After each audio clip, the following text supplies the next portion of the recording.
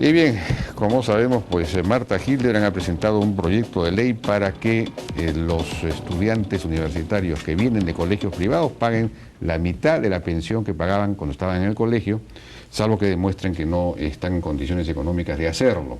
Y esto con la finalidad de dotar de más recursos a estas universidades públicas que son muy pobres precisamente en ingresos y necesitan pues reforzar su capacidad docente. Estamos con Marta Hildebrand y con León Trachtenberg, que tiene una posición distinta sobre este punto. Buenas noches, ¿cómo están? ¿Qué tal? Bueno, la idea es bastante clara, la idea de Marta Hildebrand. Yo le voy a pedir por eso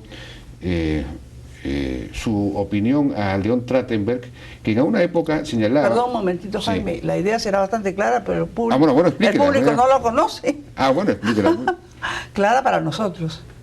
La idea es bastante clara porque se refiere al artículo 17 de la Constitución, que dice que la educación superior provista por el Estado es gratuita solo con dos condiciones que se tienen que reunir a la vez, no es una u otra. Un buen rendimiento académico y una falta de dinero, o sea, una carencia de recursos económicos y a la vez un satisfactorio rendimiento académico. Todos los demás no tienen derecho a una educación superior gratuita. La Constitución, lo voy a leer directo, exactamente. En las universidades públicas el Estado garantiza el derecho a educarse gratuitamente a los alumnos que mantengan un rendimiento satisfactorio y no cuenten con los recursos económicos necesarios para cubrir los costos de educación. Bueno, es una cosa justa. Claro, y mi proyecto de ley es un proyecto modestamente o inmodestamente de desarrollo constitucional. Sin embargo, lo han atacado diciendo que es inconstitucional y anticonstitucional. Hasta eso llega la agresiva ignorancia de quien no conoce la Constitución. ¿Por qué? Porque las instituciones estatales, mejor dicho, las universidades estatales, acomplejadas, cobran algo, ponen algunas tasas, se agencian algunos ingresos por la pobreza de su presupuesto, pero igualmente aplicados a todos, a los aplicados, a los desaplicados, a los ricos y a los pobres. O sea, a mí me decía alguien, sí, pero las universidades cobran algo, cobran por esto, por aquello, por exámenes, por lo que sea. Sí, pero desobedeciendo expresamente el artículo 17 de la Constitución. Entonces lo que usted propone es que los alumnos que vienen de colegios privados paguen la mitad de lo que pagaban. Si pagaban 1.000 soles, que paguen 500, pues. De acuerdo, salvo que se demuestren que ha habido un cambio de la situación económica de su familia, obviamente, ¿no? De acuerdo, y esto con la idea de que las universidades tengan... Hagan investigación. Jaime, las universidades privadas no hacen investigación. Las privadas. Privadas. Esas son carreras de pizarra y tiza. Como psicología, por ejemplo. Claro que hay una psicología experimental.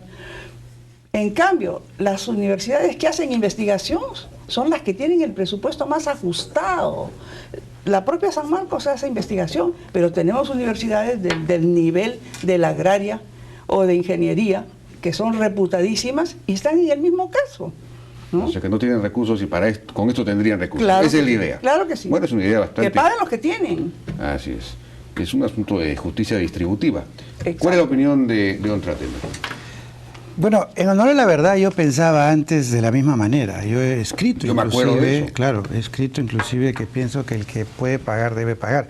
Lo que no comparto es el mecanismo de asumir que el egresado del colegio privado automáticamente está en mejor condición económica que el egresado de una escuela pública y que por lo tanto se aplique un criterio solamente para unos y no para otros. Por ejemplo, si tú visitas las PRES, las academias, vas a encontrar decenas de miles de jóvenes de la escuela pública que están pagando en las PRES y en las academias más de lo que costaría el promedio de los quintos de secundaria de los colegios privados. Porque una cosa es hablar de colegios que cobran $500 al mes, que son muy pocos, y la mayoría de los colegios privados del Perú te cobran por debajo de los 300 soles. Entonces estamos hablando de que hay una población de gente que va al colegio público que por lo menos tiene capacidad de gasto similar que aquel que va al colegio privado, pero tú solamente estás aplicando el criterio del colegio privado, no al colegio público. ¿Tú no Te crees doy que un segundo... si alguien tiene la posibilidad de ir a un colegio privado, va a poner a su hijo en un colegio público? Hay en las provincias, sobre todo, hay una cantidad de gente que coloca a los chicos en los colegios privados públicos emblemáticos y de ahí siguen por la universidad privada. En segundo lugar, mira, el 12% de los alumnos del Perú van al colegio privado, o sea, 88% va a colegios públicos. Pero universidades es más o menos mitad-mitad. La mitad de los alumnos vienen de colegios privados, la mitad vienen de colegios públicos. Quiere decir que hay un potencial de alumnos que van al colegio público que están pagando por ir a un colegio privado. Entonces, lo que yo sostengo, a una universidad privada, lo que sostengo es que hay una distorsión al asumir que la capacidad de pago de una persona o de una familia está referida básicamente al colegio de procedencia, porque eso me parece que no es correcto. Entonces, si de lo que se trata es verificar la situación económica de cada familia para ver si el que puede pagar, paga, que debería ser el concepto más universal, no tiene por qué restringirse al colegio privado. Entonces, eso significa que cada año necesitas un ejército de 10.000 o 20.000 asistentes sociales que evalúen 100.000 alumnos para ver quién puede pagar y quién no puede pagar, con toda la dosis de corrupción y burocracia que eso significa. Entonces, yo lo que planteo es buscar un sistema que sea más equitativo, precisamente para que el que puede pagar pague, ya sea de inmediato, si tiene los recursos, y si no, una vez que ha egresado y en su condición de profesional él tiene una renta, pueda desde ahí pagar retroactivamente aquello que no pagó cuando fue estudiante. Y así tú logras un sistema en el que todos pagan a través de un crédito educativo universal. ¿En qué te ayuda una propuesta? Crédito educativo universal, claro, también en las universidades públicas. Todos, públicas y privadas, porque no hay razón. ¿Cuál es la justicia de decirle a un chico privado, a un chico pobre, como eres pobre, tienes que ir a una universidad pública? Si tú quieres ir a una universidad privada no puedes, porque eres pobre. ¿Cuál es la justicia ahí? ¿Por qué no decirle, tú escoges la universidad que quieres, vas a pagarla? Si puedes, la pagas al contado o al corto plazo. Y si no, recibes un crédito a pagar una vez que como profesional tú empiezas a producir una renta que se generó por la carrera que estudiaste.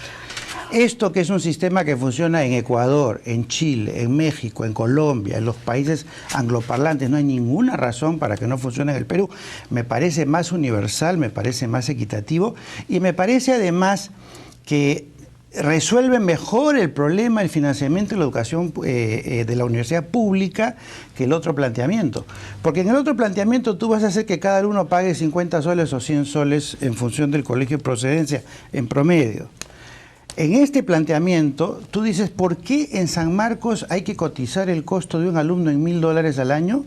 En cambio, en la Universidad Católica, digamos, son 8.000 al año. ¿Por qué no pueden cobrar $8.000 al año en San Marcos por alumno si es que eso es lo que cuesta la carrera?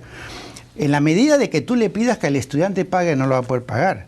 Pero si él toma un crédito por $8.000 al año para formarse, el sistema bancario con aval del Estado.